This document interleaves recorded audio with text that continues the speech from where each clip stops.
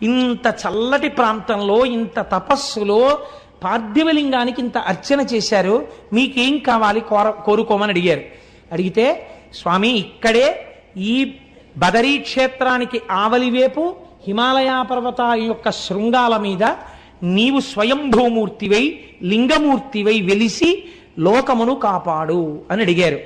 ఎక్కడ హిమాలయ పర్వతాలు? కొన్ని వేల అడుగుల ఎత్తు సముద్ర మట్టానికి. ఆ కేదారం వెళ్ళేటప్పుడు రోడ్డు కొన్ని నెలల్లోనే క్లియర్ చేస్తారు. చేసిన తరువాత అది కూడా అసలు రాత్రిళ్ళు 9 దాటితే కరెంటు తీసేస్తారు. ఇంకా ఆ చీకట్లోనే పడుకోవడం అంతే ఆ కాటేజెస్లో.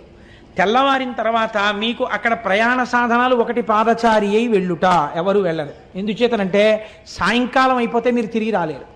మంచు హోరుమని వాన పడిపోతుంది. ఇప్పుడు బాగుంటుంది, కాసేపటికి కుంభవృష్టి కింద వర్షం